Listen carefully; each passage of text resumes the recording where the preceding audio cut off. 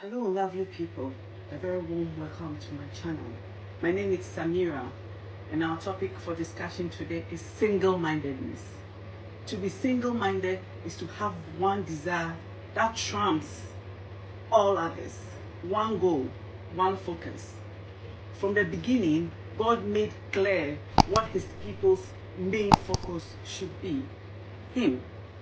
Our key verse today is Matthew chapter 6. Seek ye first the kingdom of God and its righteousness, and all these things shall be added unto you.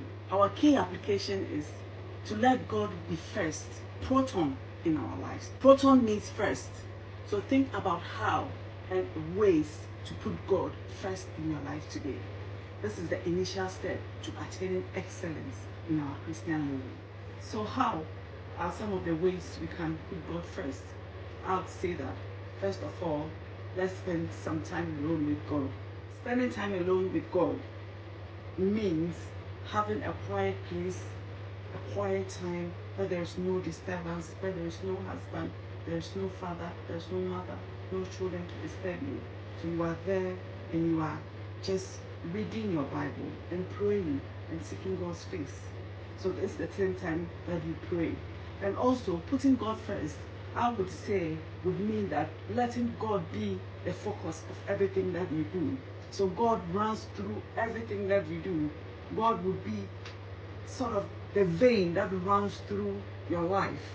So that is what I can say or suggest to you about how to start putting God first in your life. Because in our lives, most of the time, we think about so many other things rather than thinking about God. We do so many things without factoring God in.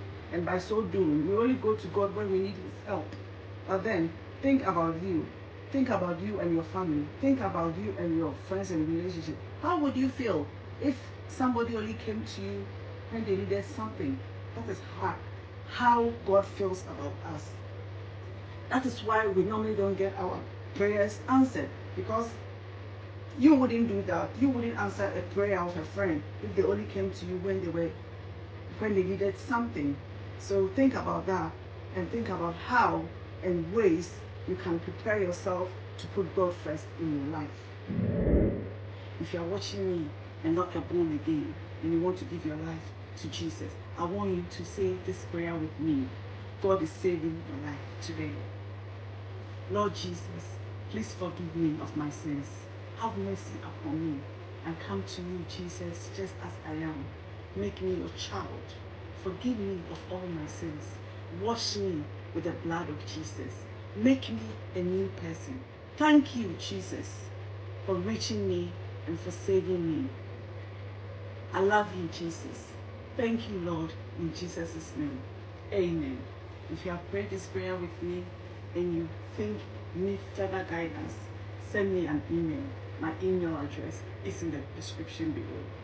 Thank you all for taking time to listen. God bless you and keep you. So now, let's do this cooking thing. Hello, lovely people. Welcome to the cooking phase. So today, we have the legendary ABOBI TADZI. ABOBI TADZI.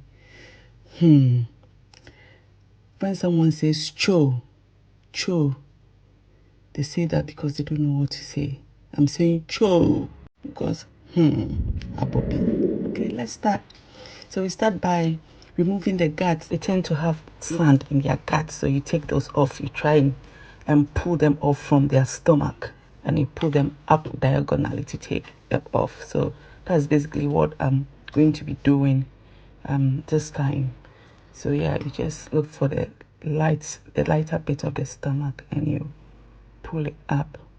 Yeah, sometimes your cognitive skills fail you a bit. You see that here I've put the good ones in the rubbish and the rubbish in the good ones. So I'm trying to sort that out. Once that is done, what I decided to do is to weigh, the fish, the good ones and the bad ones. Because like so much fish is going to waste. But this is a delicacy and you want to enjoy more of it, not to throw almost half in the bin. But hey, what can you do? So yeah, so here you just pan roast it. You just leave everything in the pan at the medium heat and you roast it. And at this point, the house was like, "Mommy, what was that? Mommy, what was that?" I'm like, "Leave me alone. It is your father's delicacy." So once it's done, you pour some, water on it to cool it. Then you start to wash it. And here, the tip here is to wash it like your life depends on it, because otherwise you eat sand, you trust yourself. You say that I've done well. Yeah, so here I did about, I think, 5 washing, because Abrochi ABOBI is not that sandy, it's not that dirty. So maybe in Ghana you have to wash it like 10 times or something, because that one, I had some of that. I washed it and, I was tired. So yeah, you wash it, and once it's done, you soak it in a bit of water with some salt to taste, so that the ABOBI will absorb the salt to make it nice and tasty. Yeah, so here it's time to make the tazi. And once I was ready to grind my tazi in my ayua, I took the ayua out and I realized it was cracked. There was this massive crack in it. So I had to resort to my chopper to make my tazi, so that I can just serve the tazi in the ayua once it's done. I don't want to break it at all, you see, because it's hard to come by here. So yeah, I put all the ingredients in the chopper and yeah, grind it or chop it, whatever. Yeah, so that's what I'm doing right here. So if you're watching me wondering what ABOBI is anchovies. And these are dried anchovies. You can get them fresh, but these are dried anchovies. Yeah. So this recipe was taught to me by one Volta. Yeah, a sister of my best friend, childhood best friend. She's still my best friend. Yeah. And yeah, Auntie, thank you for this recipe. I loved it when I was little. I was always went there to enjoy it. Yeah, to eat ABOBI TADZI. Yeah, that's where I learned it. And it's really, really delicious. So yeah, here I tasted the ABOBI to see it's nice and salty. And yeah, it's time to serve it. So I served it in 2 ways, one in the ayua and one to look a bit more, polished. Yeah. So you put your ABOBI in the pepper and you sort of mix it together, because that's what I would have done if I'd done it in the ayua or asanka. So you put it and mix it together. Then yeah, here I added some kalamiswe. Yeah, kalamiswe and some shito. And it was a long time since I ate kinky, and I had some kinky, so I decided to enjoy mine with kinky. Yeah, but it's normally enjoyed with bankum or maybe akple.